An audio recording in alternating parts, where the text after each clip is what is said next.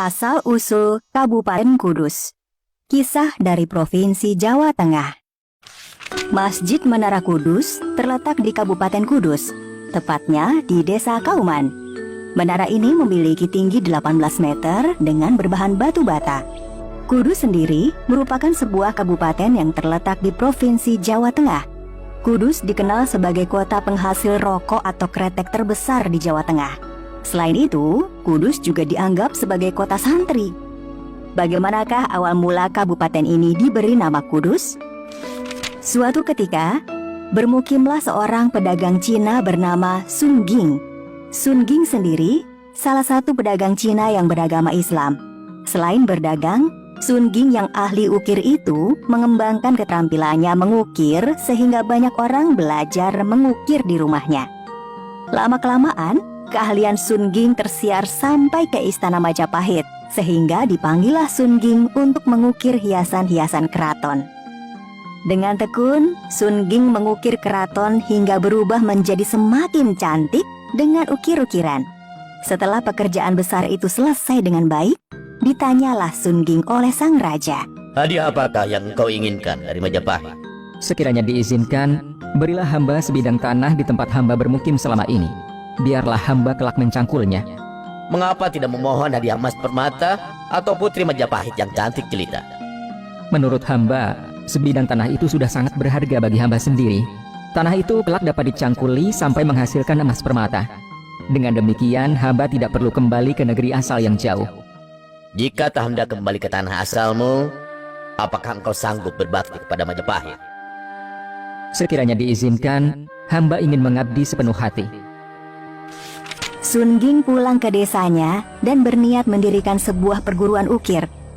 Ternyata niat itu pun terkabul. Terbukti dengan semakin banyaknya orang yang belajar mengukir di perguruan itu. Desa itu pun kemudian dikenal dengan nama Sunggingan. Kemajuan ekonomi desa Sunggingan ternyata terus berkembang, walaupun pusat pemerintahan Majapahit di Jawa Timur sudah tak terdengar kabarnya. Hal itu memikat perhatian Raden Patah yang sudah berhasil mendirikan kerajaan Islam Demak Bintoro di Demak yang tak jauh dari desa itu. Sementara itu, di sebuah daerah di Demak, hiduplah seorang syekh bernama Syekh Jafar Sodik. Ia seorang ulama besar yang pernah menjadi pemimpin haji dan membantu memberantas wabah penyakit di wilayah Palestina. Berkat jasanya, ia mendapat penghargaan dari Amir Palestina. Pemberian penghargaan tersebut ditulis di atas batu dengan huruf Arab kuno. Namun, Syekh Jafar Sodik memohon kepada Amir Palestina untuk memindahkan wewenang wilayah tersebut ke Pulau Jawa. Permohonan tersebut disetujui oleh Amir Palestina. Setelah kembali ke Pulau Jawa, Syekh Jafar Sodik menjadi senopati di Kerajaan Demak. Raden Patah mengutus Syekh Jafar Sodik untuk mengislamkan Sunggingan. Sunggingan semakin ramai. Jika kau berkenan, berdakwahlah ke sana. Kelak, Sunggingan akan menjadi kota yang besar. Baiklah, aku akan segera melaksanakannya. Maka, berkemaslah Syekh Jafar Sodik untuk segera hijrah dari Demak Bintoro ke desa Sunggingan bersama beberapa pengikutnya. Sesampainya di Sunggingan, terlihatlah sebuah bangunan dan pintu gerbang kerajaan Majapahit yang sudah tidak dipelihara orang. Kita perlu memugar bangunan ini agar lebih bermanfaat. Setelah beberapa waktu berada di Sunggingan, dengan bantuan para santrinya, Syekh Jafar Sodik memugar bangunan dan pintu gerbang kerajaan Majapahit. Tidak hanya itu, Syekh Jafar Sodik juga membangun masjid di sekitarnya pada tahun 1549. Namun bangunan masjid tersebut dibuat dengan arsitektur perpaduan antara budaya Hindu dan Islam. Syekh Jafar Sodik mempertimbangkan perpaduan antara budaya Hindu dan Islam agar penduduk Sunggingan tidak merasa asing dan terkejut melihat bangunan masjid. Hasilnya, penduduk tidak menolak kehadiran masjid. Mereka justru penasaran dengan bangunan masjid yang dibangun dengan arsitektur Hindu tersebut. Setelah selesai pemugaran bangunan, Syekh Jafar Sodik kembali memikirkan bagaimana cara agar dakwahnya bisa diterima oleh penduduk Sunggingan yang beragama Hindu. Berhari-hari Syekh Jafar Sodik mencari cara memperkenalkan Islam kepada penduduk Sunggingan. Syekh Jafar Sodik menetapkan diri bahwa kunci dakwahnya harus dengan metode yang baik, halus, dan tidak memaksa. Setelah beberapa waktu bertapa, merenung dan mencari ilham, Syekh Jafar Sodik akhirnya menemukan caranya. Mula-mula, ia menambatkan seekor sapi jantan yang gemuk di dekat gerbang kerajaan yang sudah dipugar. Melihat ada seekor sapi, masyarakat Hindu di desa Sunggingan pun akhirnya tertarik menyaksikannya. Seperti diketahui, sapi merupakan hewan terhormat dalam agama Hindu. Setiap kali orang berkerumun di tempat itu, Syekh Jafar Shodiq ikut berbincang dengan penduduk yang datang dan sekaligus menyampaikan ajaran Islam. Penduduk Sunggingan senang dengan kehadiran Syekh Jafar Shodiq yang ramah dan senang membantu sesama.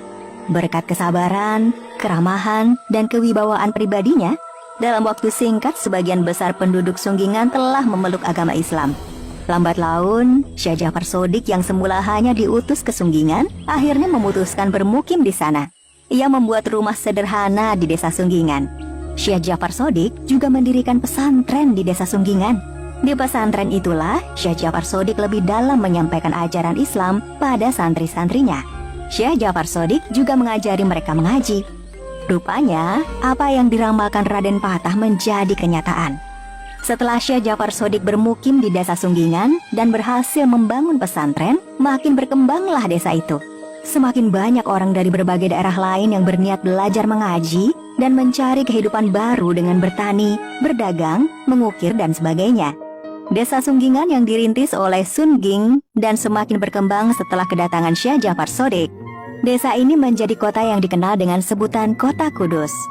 Konon, nama Kudus ini diambil dari wilayah di Palestina yang bernama Baitul Maqdis atau Al-Quds. Dari kata Al-Quds ini, kemudian lahirlah kata Kudus, yang kemudian digunakan sebagai nama kota Kudus sekarang. Gerbang atau gapura Majapahit yang telah dipugar oleh Syekh Jafar Shodiq menjadi salah satu ciri khas kota Kudus. Bangunan itu terkenal dengan sebutan Menara Kudus, yang asli berada di dekat Masjid Sunggingan, sedangkan tiruannya didirikan di depan sebuah pusat perbelanjaan kota Kudus. Syekh Jafar Shodiq sendiri dikenal sebagai salah satu wali Songo yang menyebarkan ajaran Islam dengan mengedepankan nilai-nilai toleransi. Ia dikenal dengan nama Sunan Kudus. Hingga kini, makam Sunan Kudus yang berada di sekitar Masjid Menara Kudus dan makam Kiai Telingsing di desa Sunggingan menjadi salah satu tempat wisata bagi para peziarah.